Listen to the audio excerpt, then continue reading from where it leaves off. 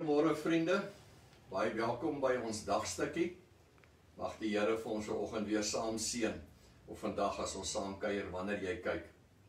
Op ons verjaarsdag vandag is Sida Kirsten, Rocco Peder, Ian Harman en Henny Besuidenhout. Vir hulle baie geluk en mag die Here dit vir hulle elkeen 'n baie spesiale dag maak, 'n lekker winderige dag, om binne te bly maar om te geniet. Mag die Here vir hulle seën. Kom ons sit so dan, word ons net stil en dan bid ons saam. Here, baie dankie dat U genade oor ons so oneindig groot is. Dankie dat ons weet U is by ons, ook in hierdie oggend. Ons bid, Here, dat U ons lewens in U hande toevou en ons vasdruk met U genade. En Here, ons dink spesiaal aan almal ook nog steeds in hierdie COVID-tyd wat alleen is en wat alleenheid belewe en Here, dat hulle weet U is by hulle. En ons dink ook aan almal wat bang is, Here, want ons is almal maar skrikkerig vir 'n virus wat ons kan aanval en siek maak en mense doodmaak. En ons bid dat U ons veilig bewaar, dat ons veiligheid by U kry. En dat ons weet U is ons groot bewaarder en U slymer en slaap nie en U is altyd by ons en U sorg vir ons. Seën ons vandag, Here, ook rondom U woord. In Jesus naam. Amen. Ons gesels sommer net so 'n bietjie hierdie week oor ons godsdiens, want godsdiens beteken om God te dien, diens aan God. Hoe dien ek die Here? Hoekom dien ek Hom? En daaroor het ons al 'n hele paar dinge gehoor die week. Ek wil vanmôre vir jou 'n vraag vra. Ek lees iemand sê, is jy 'n wen-wen Christen of is jy 'n verloor-verloor Christen? Want interessant, baie keer as my mense kom en ek vra hoe gaan dit en dan sê hulle, ag dominee, jy weet, ek is mos maar 'n arme sondaar. En dan is sy hele lewe, hoe hy oor sy godsdienst dink, is een groot verloor. Ag, ek weet mos maar ek is 'n sondaar. En ons is almal sondaars, ons weet dit almal. Maar dan is dit so asof ek het maar op my sonde gaan lê.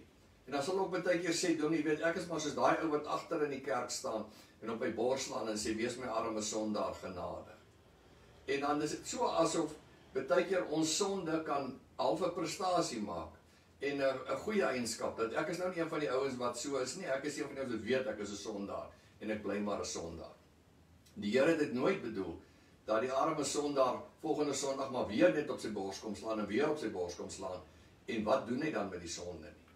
En dis so belangrik. Natuurlik weet ons dat ons nooit totaal vry kan kom van sonde nie, want dit sê ons in 1 Johannes 1 lees ons, en dan staan dit so daai, ons moet in die lig lewe, soos hy in die lig is.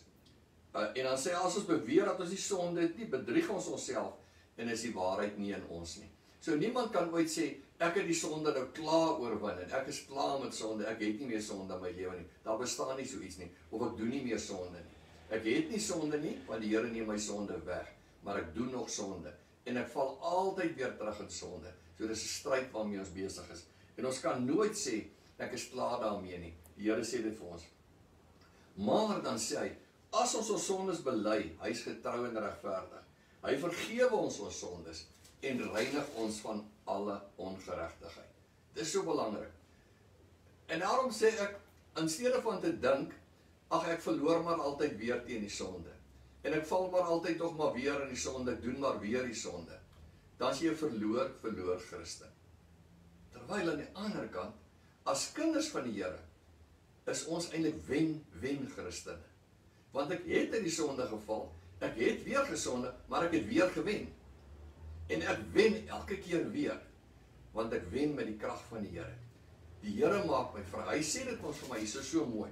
As ons sondes bely, hy is getrou en regverdig. Hy vergewe ons sondes en hy reinig ons van alle ongeregtigheid. En daarom toe ek weer sonde doen, het ek dit bely en die Here het dit weggeneem en hy het my gereinig. Hy het my geheilig, die woord ons hierdie week so mooi gehoor het, om weer meer soos sy kind te wees, soos ek behoort te wees. So ek doen die sonde, maar ek is 'n wen-oorwinnaar. Ons is meer as oorwinnaars, sê die Bybel ook, deur Christus wat ons die krag gee. Paulus sê ook, ek spring met hom oor 'n muur. Daar kom die muur voor my wat die sonde voor my opstel, maar met hom spring ek oor 'n muur en ek is meer as oorwinnaars. So daarom die vraag net vandag, is jy 'n verloor Christen wat maar verloor teen die sonde en wat maar gaan lê as dit ware in die sonde? Of is jy 'n kind van die Here wat weet ek is 'n sondaar en ek doen sonde, maar ek lê nie in die sonde nie.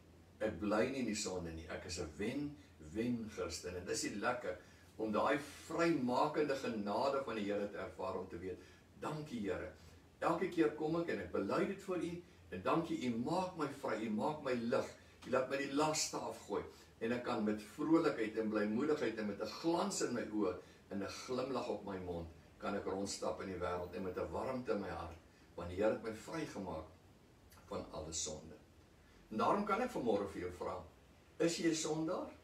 En natuurlik is jou antwoord dan, ja, ek is 'n sondaar.